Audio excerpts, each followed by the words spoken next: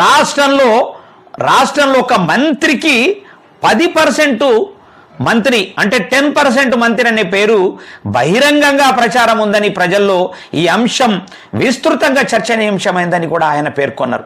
ఏ ప్రాంతానికి వెళ్ళినా ప్రజలు అదే విషయాన్ని ప్రస్తావిస్తున్నారని, ఇది ప్రభుత్వ ప్రతిష్టకు పెద్ద దెబ్బ అని కూడా మోత్కుపల్లి అభిప్రాయపడ్డారు. మరి ఇంత స్పష్టంగా అవినీతి ఆరోపణలు వినిపిస్తున్నప్పటికీ సంబంధిత మంత్రిపై చర్యలు తీసుకోకపోవడం వెనుక కారణం ఏమిటని సీఎం రేవంత్ రెడ్డిని నేరుగా ప్రశ్నించారు. అవినీతి ఎవరైనా చేసిన కఠిన చర్యలు తప్పవని, కులం వర్గం అనే తేడా లేకుండా బాధ్యులపై వెంటనే చర్యలు తీసుకోవాలని ఆయన డిమాండ్ చేశారు.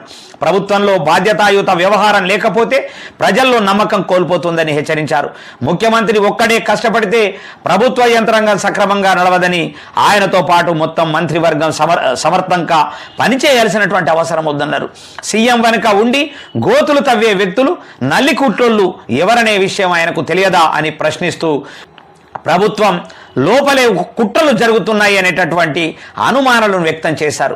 మరి ఇక రేవంత్ ప్రభుత్వం అంతర్గత విభేదాలతో బలహీనపడుతుందని, సొంత పార్టీలోనే అసంతృప్తి పెరుగుతుందని మోత్కుపల్లి వ్యాఖ్యానించారు.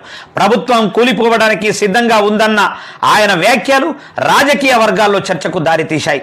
ఎస్సీ వర్గీకరణ వంటి కీలక అంశాల్లో ప్రభుత్వం నిర్ణయాలు తీసుకున్నప్పటికీ వాటిపై వ్యతిరేక స్వరాలు వినిపిస్తున్నాయని కొందరు బహిరంగంగా సమావేశాలు నిర్వహిస్తున్న ప్రభుత్వం సమర్థవంతంగా స్పందించలేకపోతుందని విమర్శించారు. ఇది ప్రభుత్వ బలహీనతకు నిదర్శనమని ఆయన అన్నారు.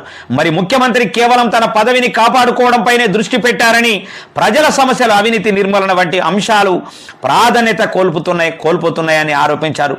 ప్రజల విశ్వాసాన్ని నిలబెట్టుకోవాలంటే ముందుగా అవినీతి నిర్మూలనపై కఠిన చర్యలు తీసుకోవాలని సూచించారు. ప్రభుత్వం పారదర్శకంగా నిష్పక్షపాతంగా పనిచేస్తేనే ప్రజలు మద్దతుగా నిలుస్తారని, లేదంటే ప్రజల్లో అసంతృప్తి మరింత పెరిగే అవకాశం ఉందని కూడా మోత్కుపల్లి నరసింహులు హెచ్చరించినట్లు కూడా తెలుస్తూ ఉన్నది. మరి వాస్తవానికి ఆ వ్యక్తి ఎవరు అంటే అందరికీ తెలుసు కదా, డిప్యూటీ సీఎం.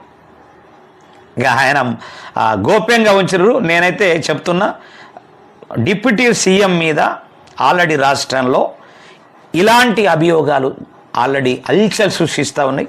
ప్రతి ఒక్కరి నోట డిప్యూటీ సీఎం భార్య ఇద్దరి మధ్యలో జరుగుతున్నటువంటి ఆ 10% అనేటటువంటిది ఉందో, ఆ 10% మంత్రి అనేటటువంటిది ఇలా హల్చల్ సృష్టిస్తుంది తెలంగాణ రాష్ట్రంలో. మరి దీన్ని ముఖ్యమంత్రి ఎందుకు పట్టించుకోవట్లేదు, ఎందుకు దాని మీద దృష్టి పెట్టట్లేదు అనేటటువంటి దాని మీద మోత్కుపల్లి నరసింహులు గారు